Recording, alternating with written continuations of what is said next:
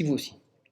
Donc Lightroom, j'en ai déjà parlé, donc c'est un programme capital pour les photographes. Ça vous permet de gérer votre bibliothèque, de développer les photos, de pointer les photos sur les cartes si jamais il n'y a pas de GPS dans votre appareil photo. Parce que quand on fait des photos de voyage, par exemple, on fait des photos dans le Sahara aujourd'hui.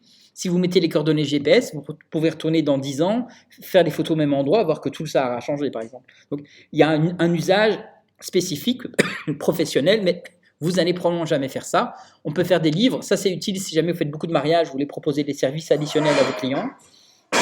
C'est du pognon, hein, donc faire des livres. Il y a des services intégrés pour faire des mises en page. On peut faire des mises en page, exporter, donner ça à des imprimeurs externes. On peut faire des diaporamas pour des présentations. Mais de nouveau, pour des mariages, on peut par exemple faire, après les photos de mariage, on peut proposer un petit diaporama, donner ça aux clients. On peut gérer les impressions, mais ça, on ne va pas voir ça non plus. On peut faire des mini-galeries web. D'accord. Galerie web, c'est si jamais tu veux, tu peux même lier des services de. Non, parce que toi, c'est Lightroom. C'est le cloud, et le cloud, il n'a pas toutes ces options-là. Et tu vas avoir ces options-là que sur le Lightroom classique. Et que sur PC. PC ou Mac, mais pas sur. Non, sur iPad, c'est pas possible.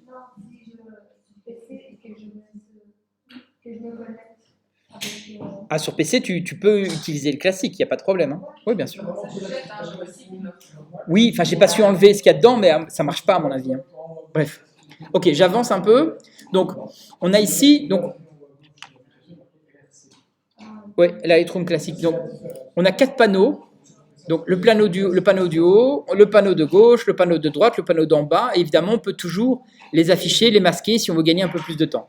En général, tout ce qui va être à gauche, ça va être tout ce qui va être navigation dans les dossiers, dans les photos, les aperçus, les trucs comme ça. À droite, ça va être tout ce qui va être manipulation. C'est une histoire de se rappeler un petit peu. Pour gagner de l'espace, vous voyez qu'on peut gagner de l'espace comme ceci, et on peut juste survoler. Parfois, ça va apparaître. On peut mettre en plein écran, différentes manières, pour être plus visible. Vous voyez ici, on a l'espèce de petite vignette avec son nom. On peut changer la plaquette pour mettre le nom de votre studio, on peut mettre sa carte de visite. C'est visuel, mais bon, ça, on s'en fout. On va surtout cette année travailler avec le module bibliothèque et le module développement. Le module bibliothèque, ça va vous permettre d'importer les photos, de cataloguer les photos, de trier les photos, et surtout, je pense, 2 choses très importantes qu'on néglige beaucoup trop, c'est de mettre vos crédits sur vos photos. Les crédits, c'est les métadonnées. Ça veut dire, ta photo, c'est toi qui l'as faite, ben on va mettre ton nom sur la... Pas écrire ton nom sur la photo, hein, c'est les données digitales intégrées, c'est ce qu'on appelle les métadonnées. C'est des données, pas cachées, mais c'est des données techniques.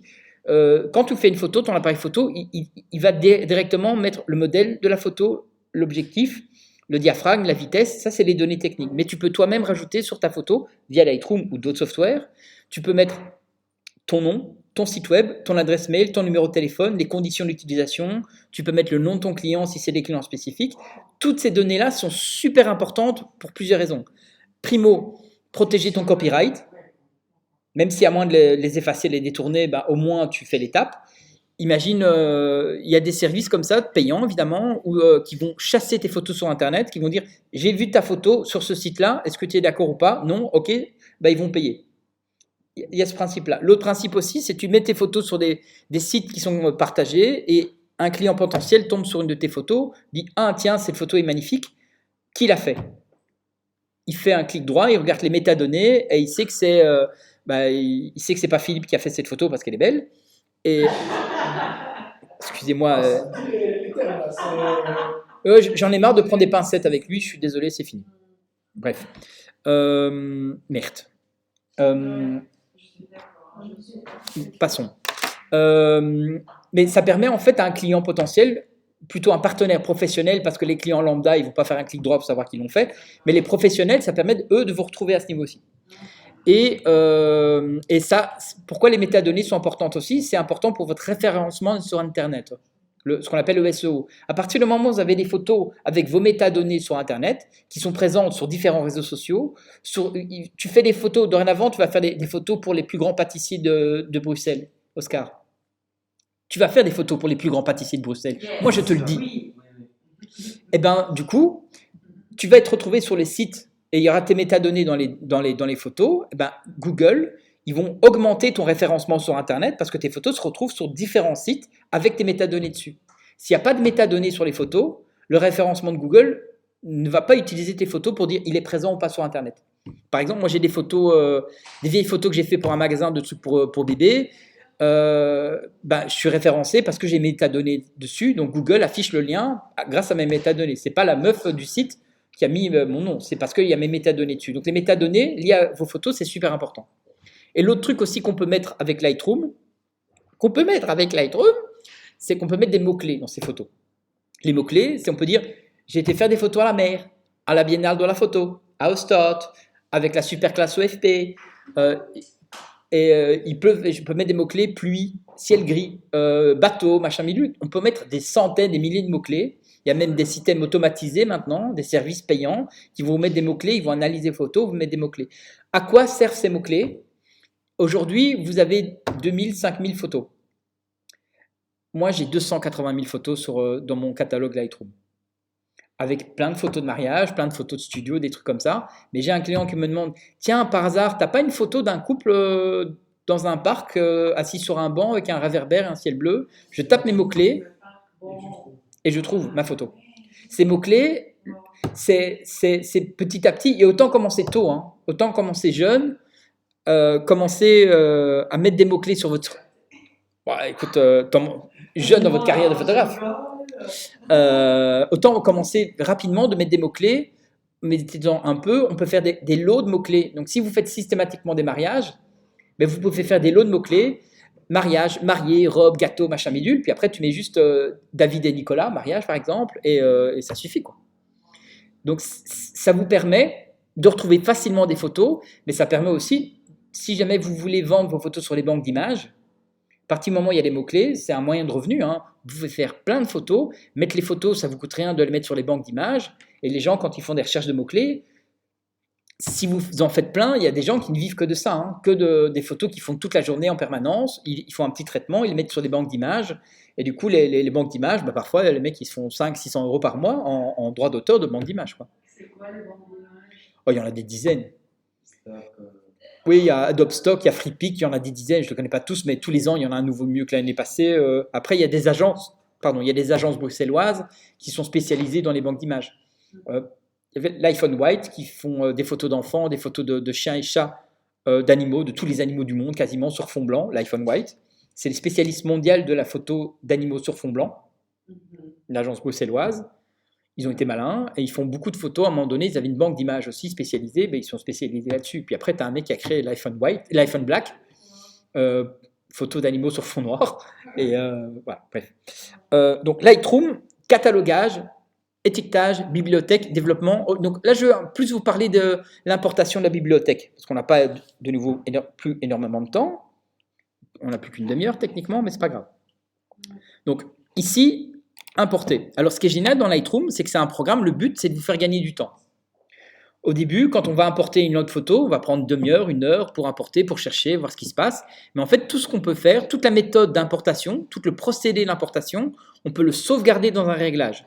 Et ici, par exemple, je peux sauvegarder ce réglage. Et si dorénavant, je sais où je veux importer mes photos, je sais comment je vais les nommer, avec quel preset, je peux sauvegarder ça. Et je peux dire dorénavant, dès que je mets une clé USB, une carte SD, tu fais ce pré-réglage-là. Je peux faire un pré-réglage pour les mariages. Je clique là-dessus et je clique 2 fois et il va importer toutes mes photos là où je veux avec le mot que je veux parce que c'est un pré-réglage que j'utilise souvent. Donc Lightroom, le but, c'est de vous faire gagner du temps. Donc, comment ça se passe? On a 3 plateformes. D'où ça vient? Qu'est-ce qu'on en fait? Où est-ce qu'on en fait? Donc, où, comment, vers où? Donc, ma source, Untitled, private, attention, secret. Mais c'est bizarre par contre, ça c'est pas normal. Ma carte est dedans, ça c'est pas normal du tout. Ah, c'est pas la bonne clé, c'est pas la bonne carte, excusez-moi, je dois changer de carte mémoire. Ça c'est une neuve qui est vide, il n'y a rien dedans. Même pas des photos pour la poche, hein. Ne stressez pas.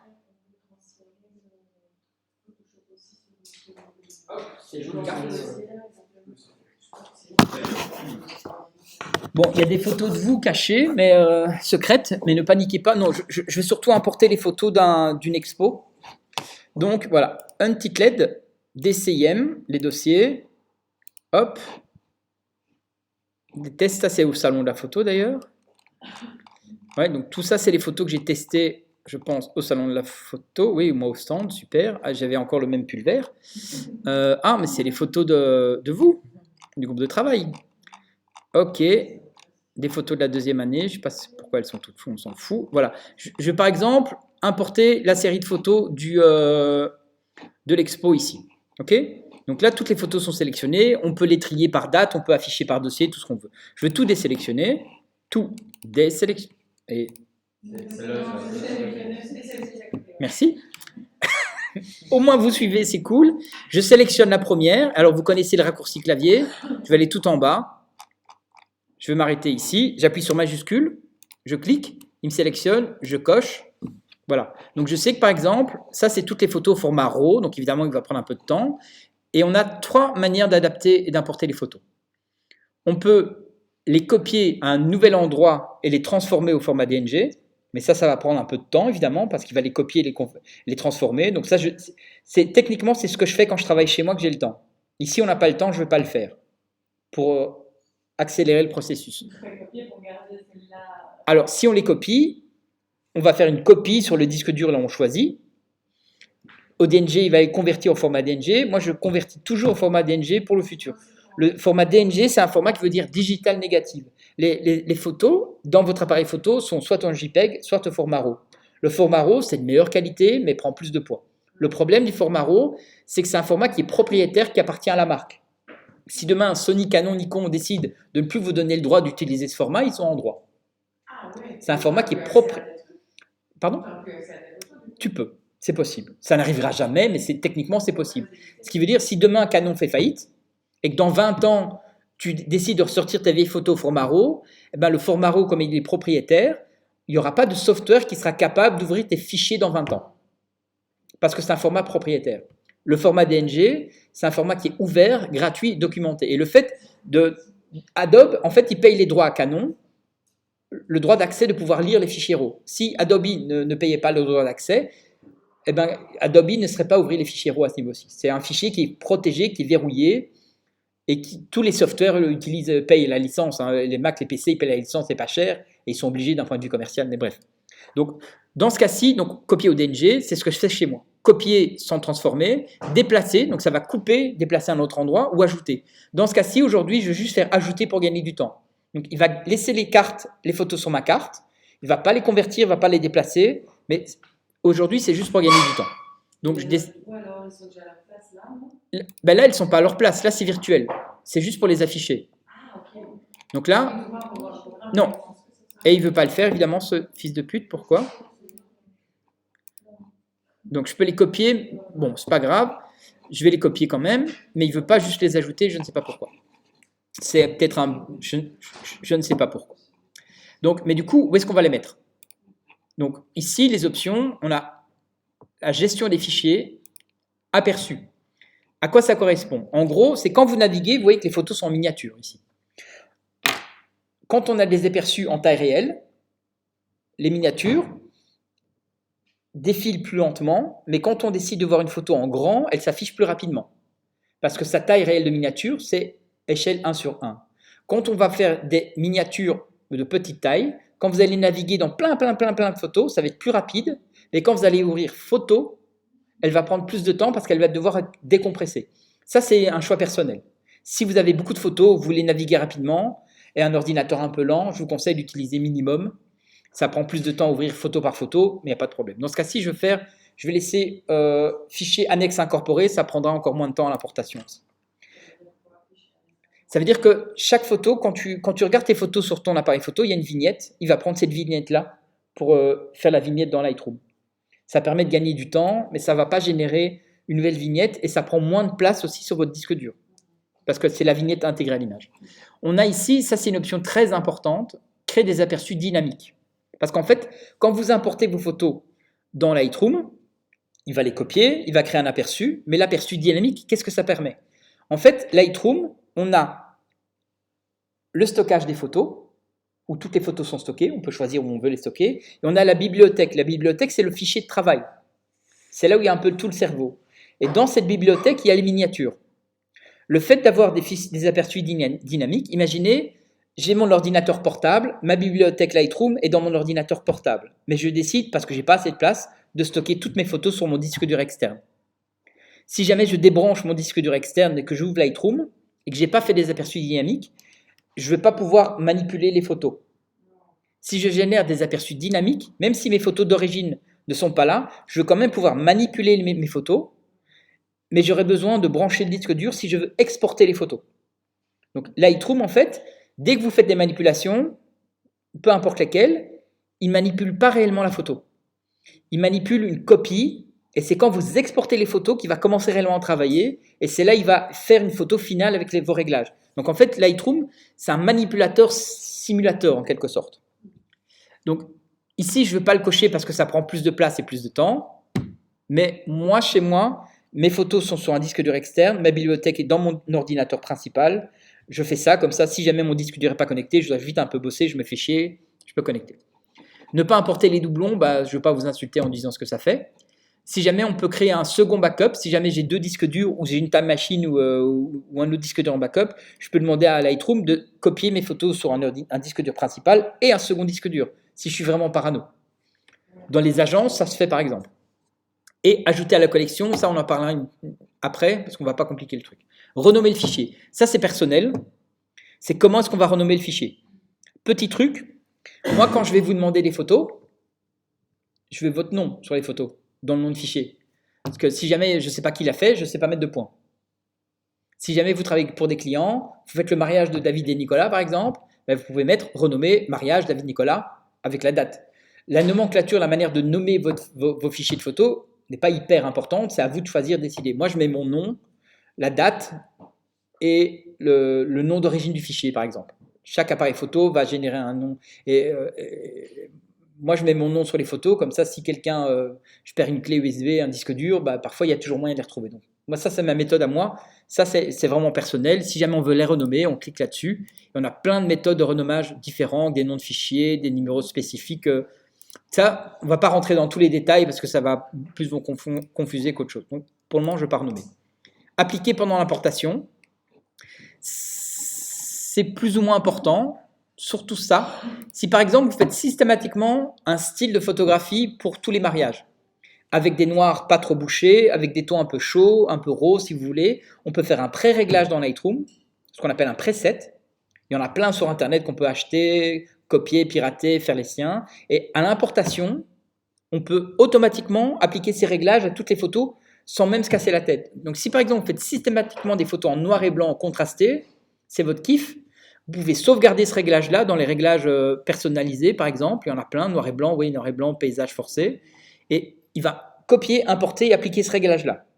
On peut revenir en arrière, ce n'est pas de stress. Lightroom, rien n'est définitif dans Lightroom. Il n'y a jamais de stress là-dessus. Donc ça, c'est les paramètres de pré-développement. Mais les paramètres, le réglage et l'utilisation des paramètres, on verra une prochaine fois. Ça, par contre, super important. Métadonnées, c'est ce que je vous ai parlé tout à l'heure. C'est là-dessus, on va mettre un peu ses crédits. Donc on clique par exemple sur nouveau, on va appeler, je vais mettre test, pardon, Kevin, test Kevin, ou je vais appeler test EFP, et en fait qu'est-ce qu'on peut mettre? Il y a plein de choses qu'on peut mettre. On ne va pas tout mettre, ça ne sert à rien du tout, mais il y a des trucs qui sont importants si jamais on travaille en agence, si on travaille avec des mannequins, si on travaille avec des enfants, il y a des notions qui sont légales, importantes à mettre. Si on travaille avec des enfants, il faut noter les coordonnées des parents, des deux parents. Il faut cocher le fait que, je ne sais pas où c'est exactement, voilà ici, information supplémentaire, âge, divulgation de l'âge des modèles de mineurs, état de libération, idée du droit, ça c'est quand on pense en agence, mais voilà, vous allez 9 fois sur 10 jamais utiliser ça, mais il y a parfois des agences, quand on bosse en agence de presse, qui vont vous demander d'intégrer automatiquement ces métadonnées. Par contre, ce qui est important pour vous, ici, information sur l'appareil, contenu IPTC, on s'en fout un peu. C'est copyright, ça c'est important, et créateur IPTC. Ces deux trucs-là sont plus ou moins importants. Copyright, c'est protégé par un copyright ou domaine public, ou indéterminé. Protégé par un copyright, du coup, ça veut dire que tous les droits sont réservés et que techniquement les personnes ne peuvent rien faire sans votre accord. Je vous parlerai à un moment donné de manière un peu plus spécifique des copyrights, de la réalité des choses et des copyrights, ce qu'on appelle les Creative Commons. C'est des copyrights à choix qui sont légales et reconnus. Mais du coup, copyright, là on va mettre Igor TSRS, par exemple, conditions d'utilisation. Ah merde, j'ai déconné.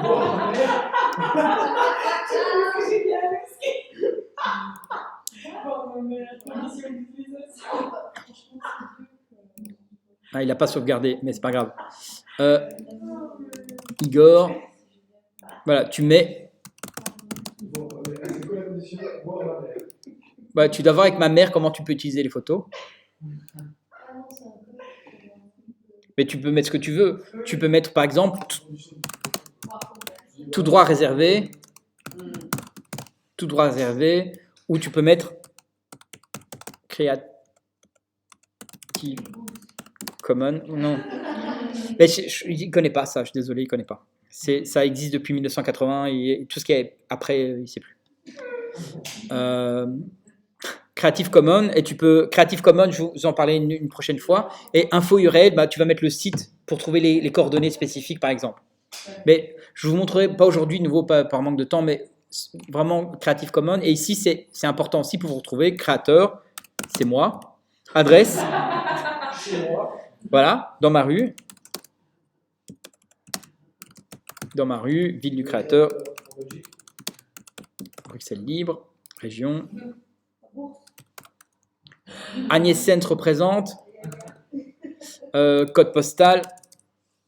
1000, pays, BE, peu importe, tu peux mettre toutes les données que tu veux, il n'y a pas de stress. Plus tu en mets quelque part, plus c'est intéressant pour vous aussi d'un point de vue professionnel.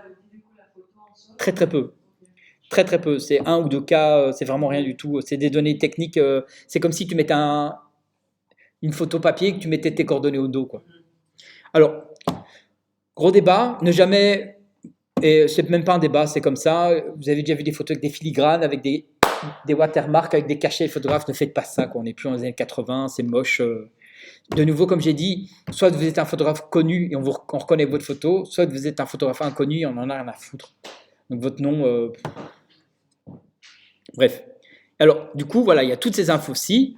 Après, le reste, 9 fois sur 10, on s'en fout, hein. Il y a certains cas de figure, quand on travaille, par exemple, pour une production vidéo. J'ai déjà fait des photos de tournage. Il fallait mettre, j'avais des consignes à mettre. Il fallait mettre la maison de production, les producteurs délégués. Je vais mettre tout ça dans les métadonnées, hein. Ça, c'est en fonction des clients. Bref, je vais faire terminer. Mais du coup, est-ce que tu peux l'adapter à chaque série de photos? Tu peux en fait faire des pré-réglages autant que tu veux. Ah oui, ok. Tu peux faire un pré-réglage OFP, un pré-réglage professionnel, un pré-réglage photo de moi nu, peu importe. Alors, autre, ici par exemple, mots-clés. Tu peux à l'avance mettre des mots-clés. Tu peux mettre par exemple exposition, graffiti. Voilà. Le truc, c'est que moi, les mots-clés ici, j'essaye de ne pas mettre des mots-clés trop spécifiques par rapport au shooting. Pourquoi? Parce que moi, je sauvegarde mon pré-réglage ici. Donc, si je mets des mots-cles par rapport au shooting ici, la prochaine fois que j'importe des photos, il va mettre aussi des mots-clés exposition graffiti. Donc là, par exemple, je peux aussi, dans les mots-clés, je peux remettre mon site web ou l'adresse de mon réseau social. Mais ce sont des mots qui servent à quoi? C'est des mots-clés. Alors, pour moi, à cette étape-ci, pour moi, c'est des mots-clés soit spécifiques par rapport aux photos. Donc là, je pourrais mettre exposition, graffiti, les noms des artistes, des trucs comme ça. Mais tu peux mettre les mêmes mots-clés après dans Lightroom aussi. Parce que si je les mets ici et que maintenant je sauvegarde ce pré-réglage-là et que j'importe demain des photos qui n'ont rien à voir, il va quand même du coup intégrer ces mots-clés ici. Donc moi, ces mots-clés ici, en général, je mets mes réseaux sociaux ou je mets des mots-clés qui sont très génériques par rapport à moi, dans ce cas-ci, qui sont un peu un doublon des métadonnées ici. Mais c'est pas dommageable. Donc ça, il n'y a pas de problème. Alors, voilà, donc ça, c'est une notion importante. Alors, ici, destination, c'est évidemment un peu important, c'est où est-ce que vous allez stocker les photos. Parce qu'il y a un truc très important à savoir dans Lightroom, c'est que quand vous importez des photos dans Lightroom, Lightroom sait où est-ce que les photos ont été copiées. Si jamais de votre côté, vous faites comme beaucoup de gens au début, vous déplacez les photos d'un dossier à l'autre en disant tiens, aujourd'hui j'ai rangé mon ordinateur, on va tout ranger. Lightroom, il ne sait pas que vous les avez déplacés et il va mettre un petit point d'interrogation. Et quelle est la photo? Moi, je ne sais pas où elle est. Lightroom, il faut le dire après à Lightroom, vous avez déplacé la photo. Donc, vous pouvez, mon conseil, si jamais vous devez ranger vos photos, vous voulez déplacer, mettre toutes vos photos sur un disque dur, ou vous avez par exemple importé les photos sur le bureau et vous voulez mettre les photos dans votre dossier images, les ranger quoi. Rangez-les dans Lightroom plutôt que manuellement, sinon ça va être le bordel. Du coup, ici par exemple, il va vous proposer dans mon disque dur Macintosh, dans le dossier Macintosh exactement, utilisateur. Ici, il y en a beaucoup malheureusement, mais P10, c'est où les P10? Voilà, ici, images, 2001, Lightroom, hop. Et du coup, il va mettre dans mon dossier Lightroom, en 2023, il va créer un dossier à la date où les photos ont été faites. Donc là, on sait comment on va les ranger, mais on peut choisir où est-ce qu'on les range. Hein. Ok, je vais décider de les importer. Oui. J'ai une question. Oui. On est sur Lightroom, mais si j'ébauche un dossier à mon disque dur en utilisant Bridge, est-ce que Lightroom il le sait? Non. Il le sait pas. Okay. Non, je ne pense pas. Tu peux dans Lightroom, tu peux bouger les dossiers aussi dans Lightroom. Je ne savais pas. Dans Lightroom, tu peux... En fait, dans Lightroom, ici, sur le côté... Donc là, il est en train de commencer à importer les photos. Donc, il travaille en étapes. Ici, il les copie et les importe. Ça va plus ou moins rapidement. À partir du moment où elles sont là, on peut déjà commencer à les manipuler. Mais, donc, du coup, ici, là, on a la navigation. Donc, je clique ici je clique ici sur cette photo-là. On a la petite vignette. On peut évidemment modifier la taille de cette barre-là, plus ou moins. On a ici le catalogue. Ça va représenter un petit peu toutes les photos. On a les dossiers, c'est où se retrouvent techniquement, physiquement les photos. Donc là, par exemple, mes photos sont dans le dossier images, dans le dossier 2023. Si je veux les déplacer, ben, je peux les déplacer comme ça. C'est comme si c'était ton interface Finder ou Explorer dans Windows, en fait. Hein. Tu peux, du coup, montrer et déplacer les photos ici. Collection, qu'est-ce que c'est? Collection, c'est un rangement virtuel. Imagine, chez toi, tu as une étagère où tu as toutes tes photos. Ton étagère avec tes photos, c'est ton catalogue Lightroom. C'est là où il y a toutes tes photos. Mais dans ton étagère, où il y a toutes tes photos qui ne sont pas rangées parce que tout est là, tu peux créer des boîtes. Et des boîtes, c'est des collections. Il va mettre une collection, toutes les photos de mariage. Et dans cette boîte-là, tu peux faire des sous-boîtes. Toutes les photos de mariage de David et Winnie, toutes les photos de mariage de David et Nicolas, toutes les photos de mariage de Abel et Sabella, peu importe. Et tu peux avoir des sous-boîtes dans ta boîte pour ranger. Je vous conseille de travailler avec des collections. On peut avoir la même photo dans plusieurs collections. C'est pas plus lourd, c'est juste une manière de les ranger. J'ai des photos, par exemple, j'ai une collection photos portrait studio. Et j'ai une collection, toutes les photos de Sandra, par exemple. C'est une autre collection, c'est les mêmes photos, ça prend pas plus de poids, mais je peux du coup savoir, bah tiens, je veux avoir toutes les photos de Sandra, elles sont là. Je veux avoir toutes les photos portrait studio, elles sont là. Parce que j'ai pas... Oui, elle sera là-dedans. Tu peux avoir des collections dynamiques aussi. Imagine, tu veux systématiquement retrouver toutes les photos qui sont faites à 3200 ISO. Tu peux créer une collection dynamique et il va automatiquement, toutes les photos que tu importes, automatiquement faire une copie virtuelle, en quelque sorte, et le déplacer dans le dossier, toutes les photos à 3200 ISO. Ou montre-moi toutes les photos faites au fisheye, super grand angle. Pourquoi? Pour les traiter par l'eau, pour les déformer, les reformer, enfin peu importe, il y a plein de raisons, peu importe. Donc ça, c'est les collections, c'est super important. On peut créer des collections, on peut créer des ensembles de collections, c'est des boîtes et des sous-boîtes. Et du coup, on peut les trier. Donc du coup, coucou. Donc, ça, c'est la navigation. On a importé, exporté. Ici, en bas, est-ce qu'on a encore le temps? Oui, on a encore quelques minutes. Je vais vais pas vous montrer les réglages ici aujourd'hui, parce qu'on ne va pas avoir le temps. Je vais vous montrer ici en dessous. On a la barre, ça c'est une espèce d'autre barre de vignette. Ici, tu vois, tu as une espèce de barre de vignette. Pourquoi? Parce que tu peux très bien choisir de voir les photos en plus grand. Donc ça, je suis quand même dans l'espace bibliothèque, mais du coup, tu vois, je peux naviguer dans les petites photos et les voir en pleine taille, comme ça. Donc ça, c'est un... ici. Là, tu les vois en gris. Là, tu les vois une par une. Et alors, les autres affichages ici aussi, c'est par exemple X, Y. Si jamais tu as le doute entre deux photos, j'ai celle-ci et celle-ci, X, Y, tu cliques là-dessus, il va te montrer les deux. Et ça te permet de choisir un petit peu le garçon ou la fille.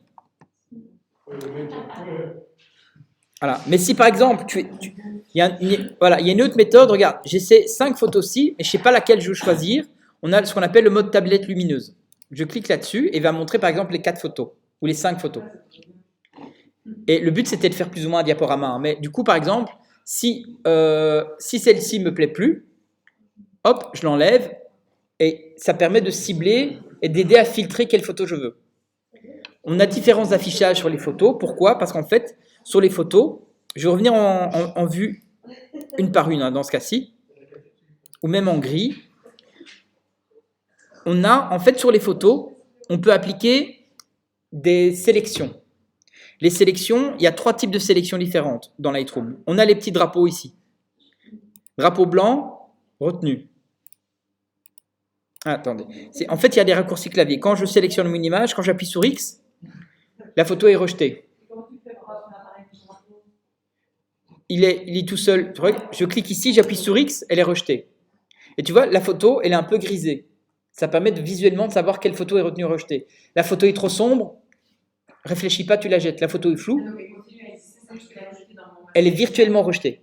Oui, Laurent? Oui, c'est juste une dit, ah, toi, je t'aime moins. Pour le moment, elle n'est pas effacée. Après, tu peux l'effacer et tu peux dire à Lightroom, toutes les photos que j'ai rejetées, en fait, je ne les veux pas. Ah ouais? Mais c'est pas une étoile, 2 étoiles, 3 étoiles, 5. C'est comme tu veux. Tu peux...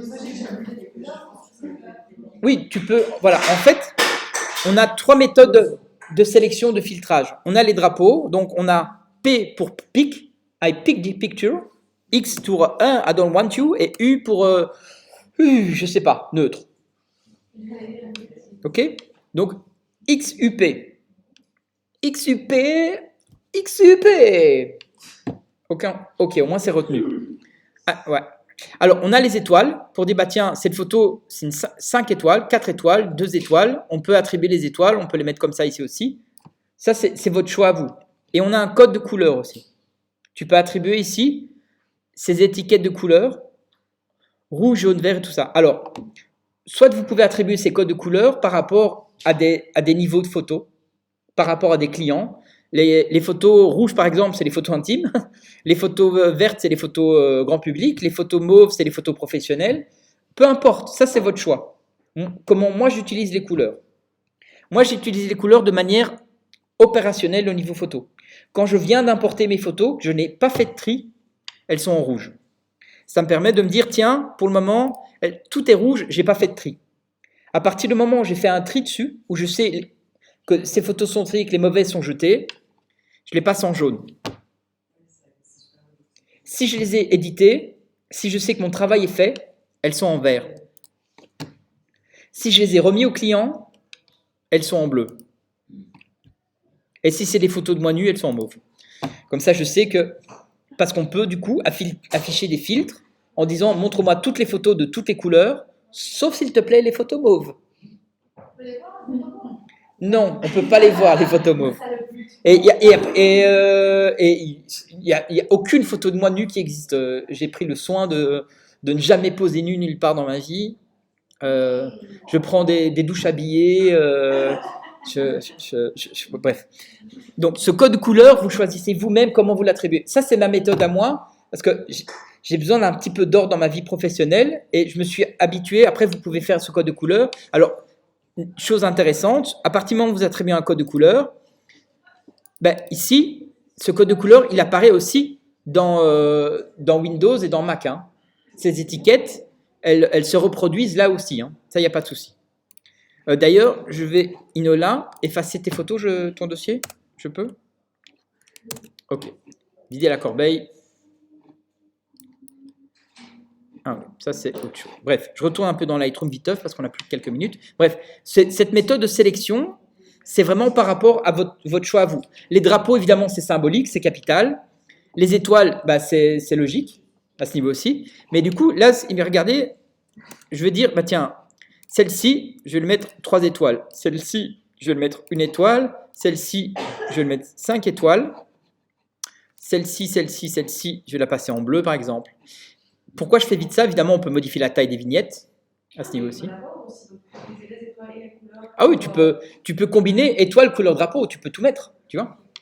Regardez, je prends ici, tac, tac, tac, Pac-Man attaque. Je vais le mettre en rejeté, je vais faire ça, tac, tac, tac, tac. Je vais le mettre non, Igor, en prise. Non. Non, ça c'est mes fautes. Non, pardon. Hop, je vais le mettre voilà. Là, il y a des travaux blancs, donc il y a un peu de couleur à gauche, à droite, il y a un peu des étoiles, il y a un peu de trucs comme ça. Pourquoi c'est plus ou moins intéressant? Après, si jamais vous voulez gagner du temps pour mettre des choses, la petite botte de peinture ici, elle est géniale, parce que du coup, regardez, on peut mettre marqueur, et on peut dire, tiens, avec ma bombe de peinture, marquer, regardez, ici, je vais aller sur... Est-ce que ma bombe de peinture est prise? Regardez, je vais aller sur cette ici, hop, il m'a mis un petit drapeau blanc. Et ma bombe de peinture, c'est pour marquer avec un spray, prise, retenue, et on peut choisir, je veux la rejeter, je veux mettre une note, un libellé, une couleur, un peu tout ce qu'on veut. Donc ça, cette petite bombe de peinture, c'est pour à la souris, de manière rapide, trier, filtrer ses photos. Ça peut vous faire gagner énormément de temps. Alors, pourquoi je vous montre ceci, rapidos? Parce que... Voilà. Mais de nouveau, je poste cette vidéo sur YouTube, une autre chaîne. Vous pouvez la regarder quand vous voulez. Hein. Il y a même des vidéos des années précédentes qui sont peut-être plus complètes. Et on reviendra dessus aussi. Hein. Aujourd'hui, je voulais que ce soit un peu actif. Ici, au-dessus, on a les filtres. Et regardez les filtres. On a les textes, mais on ne va pas faire ça aujourd'hui. On a attributs. Et je vais demander à Lightroom, montre-moi toutes les photos retenues. Et il me montre toutes les photos avec les petits drapeaux. Je veux dire, montre-moi les photos sur lesquelles j'ai un doute. C'est celle-là. Montre-moi les photos uniquement rejetées. C'est celle-là. Montre-moi les photos rejetées et retenues. Ou tout. Mais du coup, tu peux dire aussi, hop, pas de filtre. Allez, Lightroom, montre-moi toutes les photos où j'ai mis 5 étoiles. Toutes les photos où j'ai mis 3 étoiles. Toutes les photos où j'ai mis 1 étoile. Donc, tu as des filtres qui te permettent d'affiner ta sélection à ce niveau aussi. Et tu peux dire, montre-moi toutes les photos en rouge. J'en ai aucune. En jaune, j'en ai aucune. En vert, j'en ai aucune. Toutes les photos en mauve, en bleu. Et toutes les photos, évidemment, en mauve. Mais là, par exemple, je peux dire, bah, moi, toutes les photos, toutes les couleurs, sauf les mauves, pour des raisons précises. Et voilà. Et là, c'est tout sans libellé. Et ces éléments-ci, c'est par exemple, si jamais on a des copies virtuelles, et si jamais on a des vidéos. Là, j'ai pas de vidéo, j'ai pas de copie virtuelle, donc il va rien montrer. Donc là, c'est par exemple, c'est me montrer toutes les photos d'origine. Toutes les photos d'origine. Mais là, elles sont toutes d'origine. Ça, c'est si jamais j'ai des photos avec des copies virtuelles. Ça, je vous montrerai une autre fois. Et ça, c'est si jamais j'ai des vidéos. Mais il n'y a pas de vidéo, donc c'est pour filtrer par rapport au type de fichier à ce niveau-ci. C'est un premier gros jet, mais ça vous permet au moins d'importer vos photos, de les trier. C'est une grosse... Après, ici, au début, on peut éditer ces photos avec les gros réglages ici. On a les réglages d'exposition, de clarté, de vibrance. Et quand on ouvre, ben, du coup, on peut un petit peu au moins éditer ces photos rapidos là-dessus. On verra au prochain cours. Moi, j'utilise quasiment jamais ça parce qu'une photo, pour moi, elle s'édite dans le module de développement qui va permettre d'éditer de manière hyper précise sur tous ces réglages-là et de manière encore plus précise avec... Allez, dégage, on s'en fout de ça. Avec justement la possibilité de faire des réglages localisés au pinceau en sélectionnant l'objet, en faisant des dégradés linéaires ou radiales ou en faisant des réglages sur des gammes de couleurs. Par exemple, Rapidos, je vais demander, bah tiens, merci. Et oui, il est très chiant. Parce qu'en fait, là, je vais demander de régler, de changer, de cibler la couleur rouge. Et du coup, par exemple, je peux demander ma couleur rouge on va lui mettre un bleu dessus. Et je peux demander à ma couleur rouge de devenir un peu plus bleu. Ou d'augmenter la luminosité de ma couleur rouge. De changer le contraste, de faire plein de choses en ciblant, par exemple, sur des plages de couleurs. C'est intéressant, par exemple, parce qu'on peut éditer des tons de peau, ou tu veux éditer, tu as une belle photo d'automne, tu peux rougir des feuilles, tu peux verdir des feuilles, donc tu peux cibler des couleurs spécifiques ou des plages de tonalité. Oui. Une question, parce que moi j'ai vaguement chipoté, je me suis dit que j'allais attendre le cours, mais par exemple là, oui. travailler réglages. Tu veux quitter Lightroom, Faut rien enregistrer. lui, c'est que ça. Lightroom, voilà. Imaginez Lightroom plante. Oh, il a planté. Allez, dégage. Imaginons. Hop, il a planté. Je réouvre mon Lightroom. Lightroom, dès que tu fais un réglage, en fait, il a une banque de centrales qui va faire Igor l'a fait ça, eh ben moi je le note. Igor l'a fait ça, ben moi je le note. Il va réouvrir, il va garder tous les réglages à ce niveau-ci. La preuve, Tout est stocké dessus. tout est stocké dessus. Ça suffit. Moi, j'ai tout sur mon disque dur. Il n'y a pas besoin d'avoir un disque dur. Voilà. Un backup, Voilà. Mais tu peux stocker tes photos sur ton disque dur, mets ton Lightroom avec tes réglages dans ton ordinateur. Oui, Laura? Malgré le fait que tu veux réinitialiser tes réglages. Alors, tu peux revenir à ton image d'origine. Oui, mais je veux dire, par exemple, mon Lightroom te plante. Il te marque tous tes trucs, sauf que tous tes développements ne te conviennent pas. Si tu réinitialises, ça revient à tes paramètres que tu as changés. Tu peux choisir. À l'image de départ. Si tu réinitialises, en fait, Lightroom, en fait, il y a deux méthodes. Quand tu importes au fichier RAW, il va créer un petit fichier annexe. C'est un fichier additionnel qui s'appelle xmp.xmp. C'est un fichier comme un post-it de notes. Vous êtes en train de me déformer sur Photoshop là? C'est pas grave. Il n'y a pas de stress de toute manière, même si c'était moi, je n'ai pas de stress avec ça non plus. Mais ah oui, c'est le phone boot. Je me suis adoré ça, bref. Mais du coup, si tu importes, oui, on va y aller, pas de stress. Et puis on va ranger le reste du matos aussi. Si tu importes au fichier RAW, ça va créer un fichier XMP. Si tu importes au DNG, ça va être intégré au DNG. Donc si tu copies ton DNG et que tu le donnes à quelqu'un, tous les réglages que tu as faits, ils sont automatiquement pré-sauvegardés sur le DNG. Westside. Et de nouveau ici, vous voyez, j'ai fait cette édition, mais on a l'historique, toutes les étapes. Importation, ajouter une gamme de couleurs, et du coup, je peux revenir à tout moment à tous les trucs, ici. C'est jamais destructeur. C'est quoi les instantanés? Alors, les instantanés, regarde, imagine, je fais ce réglage-là, et en fait, j'ai un doute. Est-ce que je veux ce réglage-là, ou je veux un autre? Et si jamais tu fais un instantané, ça fait comme une capture d'écran, et on va changer ce réglage. Par exemple, je vais revenir voilà, ici. Je vais revenir dans ces réglages-ci et ce masque-là. Mais je veux par exemple assombrir de cette manière-ci, peu importe. Et je fais un autre instantané. Ça me permet de voir deux étapes. Et à tout moment, je peux revenir dans un réglage ou l'autre. Tu peux faire des instantanés à l'infini. Mais tu peux, regardez, si je retourne dans ma grille, ici, j'ai ma photo ici, je fais un clic droit, je peux faire une copie virtuelle, ça ne prend pas beaucoup plus de place, et je peux décider de cette photo-ci, par exemple, de la mettre en noir et blanc, de la traiter en noir et blanc, s'il veut bien. Donc, je peux faire une photo en noir et blanc et une photo en couleur, ça ne prend pas plus de place à ce niveau-ci. C'est hyper easy. Oui. Tu peux faire une série de photos, par exemple, tu fais des mariages, tu peux faire une série de photos avec une thématique un peu rosée, un peu jaune, et tu peux faire des photos au format normal. N'hésitez pas à expérimenter, à faire des effets, mais gardez en tête que les effets, les expérimentations, ça lasse. Donc ne soyez jamais définitif dans vos réglages. Gardez toujours une copie de vos photos en RAW, toujours la possibilité de revenir en arrière. Mais n'hésitez pas à expérimenter pour aller plus loin dans votre côté artistique, mais gardez toujours la possibilité de revenir en arrière. C'est capital. C'est quoi ça? Qui? Ça lasse. Ça fatigue. On en a marre. Ça lasse.